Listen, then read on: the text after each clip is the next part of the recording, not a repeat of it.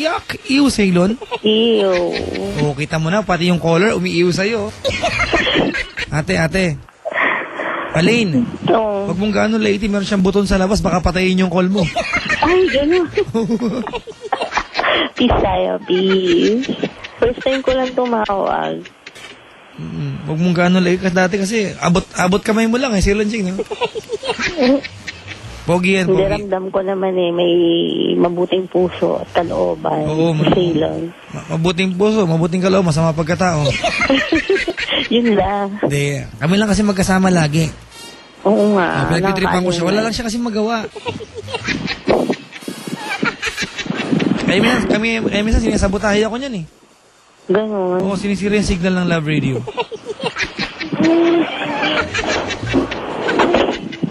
Aline! Hello. Alam mo ito, may singit ko na lang sa ilon na. Alam niyo mga kaibigan, dati ang pagsiman, pag aalis, magbabarko, babaero daw, di ba? Manluloko, si manluloko. Ngayon, mga kaibigan, hindi naman sa mas manluloko na yung babae, minsan tabla na eh. Oo, ito mga kaibigan, personal ko experience to ha. Hindi ako involved dito, pero alam ko lang. Kapit-bahay ko dati. Yung asawa niya, seaman. Di may bahay sila. Ang pinakamasaklap na part, yung babae nagbahay ng ibang lalaki. Oh my God. Oo, yung kabuuan ng wala yung asawa niya, iba yung nakatira. Pag darating yung asawa niya, yung lalaking nilibin niya doon, aalis. Magbo-board, malapit lang din. Oo, yung asawa niya, nasa Philippines lang, mga 1 week, 2 weeks lang. Diba? Ganyan eh. Oo. Oo, ganun. 1 month pinakamatagal. Sana, wag naman, di ba? Ikaw, wala kang pinagkaiba doon. Alin, malandi ka. Kaya nga, nagsisisi nga ako. Di ba? Aminin mo na asawa mo yan. Aminin ko. Oo. Parang di ko kaya. Para iwanan ka, imagine mo, may dalawa. Hindi sa kabawasan sa pagkatao to, pero mayroon kang dalawang anak. Hindi yung pagtanggap yung problema dito. Kung mahal ka, talagang natanggapin ka. Pero yung obligasyon, tinanggap niya. Bilang asawa at tatay ng mga anak mo. Kasi siya yung padre ng pamilya, di ba? Oo. Pero niloloko mo siya. Yak, kadiri ka. Ew. It happens. It happens. Ewan, utot mo, bilog. It happens. Epekto sa kita dyan eh. Buhuling ka na Ceylon Jing. It happens. Baka nga, tulanan mo pa? Kaya nga po yun yung pinaka-guilt ko up to now. Di ba? May mga masarap-masarap ka pa dyan, ewan. Ewan ko ba? Ewan ko ba ka dyan?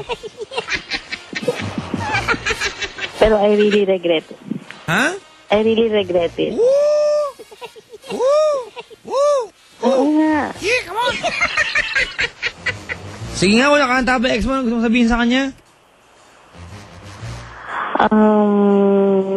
Kung nakikinig ka man ngayon, gusto kong malaman mo na kung gaano kita minahal dati, tapos na yung chapter ng book natin.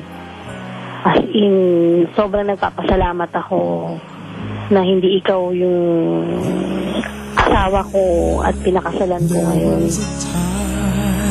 Sobrang nagsisisi ako. Bakit dumating ka pa sa buhay ko? Buisit ka. Buisit ka dyan. Gaganyan-ganyan ka. Ikaw, pahubad-ubad ka ng panty mo sa ex mo. Plastic ka. Yun.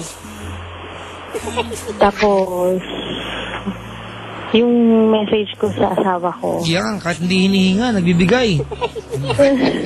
Anong team song nyo? Nino? Asawa mo, sino ba? Mayroon bang iba? Kadami naman kaya niyan. I didn't know I was looking for love until I found you. Parang hindi naman yun yung title nun eh. I was looking for someone to love yun eh.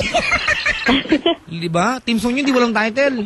I didn't know I was looking for love. Eto yan, di ba? Hindi. Hindi ito yun?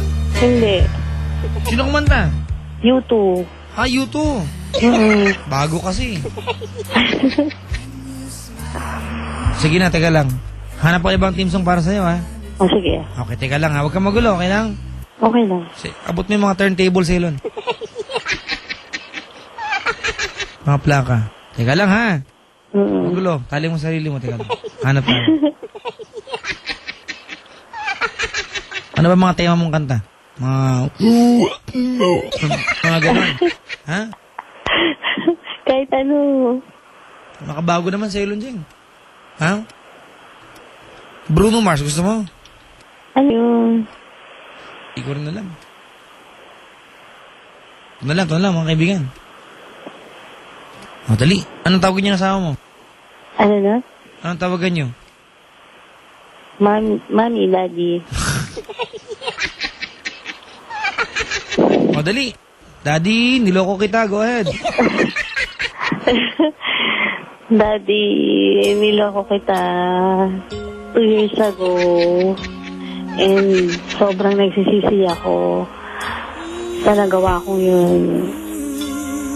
Gusto kong ipagtapat sa iyo yung nangyari.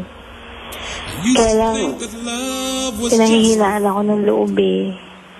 Dahil natatakot akong baka pag nalaman mo yung ginawa ko na yun, ay mawala ka sa buhay ko. Sana iwanan ka. Kaya I'd rather choose na lang na keep it to myself. Ako magsasabi, huwag kang magalala. Pero kung ano man yung nagawa ko 2 years ago, sobrang nagsisisi ako. At sobrang mahal na mahal kita. Sana mapatawad mo ko. And I promise to be better. I love you so much. Yun lang. Utot mo!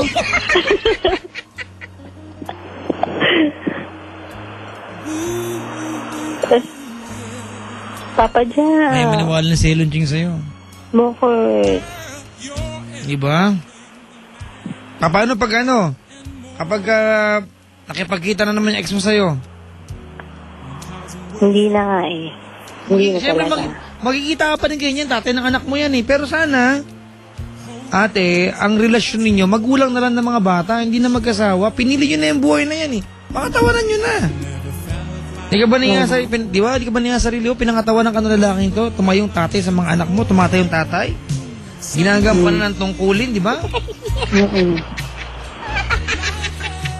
Nag-text sa akin yung kaibigan ko, si Stanley Medrano. Si ate, rather na, choose pa. English kasi ng English. Yung UVC, yan, UVC 670 ng Poland Taxi, nakaantabay, sir. Ingatan mo yung pasahero mo, mahirap magbayad yan. Oh. Sa mga anak mo, ano yung sabihin? Mga anak ko, mahal na mahal ko kayo. Kahit daddy nyo ka mo. Ha? Hindi. Kala ka. Sana mapatawad niyo ako. Kung hindi man naging kami ng tatay niyo, pero maswerte pa rin kayo kasi dumating yung daddy niyo, tinanggap kayo, minahal kayo, at inako kayong parang mga tunay na anak. Huwag mo nang pagtaksilan, ha? Kung hindi mo kaya magpaka-honest dyan sa lalaking nangako sa'yo ng forever kahit may 2 kang anak, although hindi ka bawasan sa pagkatao yan, iwanan mo na lang siya. Diba? Hindi yung tinatarantado mo yung lalaki mabait sa'yo. Ouch. Alam mo, Alain, kukunti na lang kami. Kasama ka doon, Papa. Endangered kami. Ilan lang pangalang kilala ko? Ako, Papa Jack, Ceylon, Consul. May singit lang yung asawa.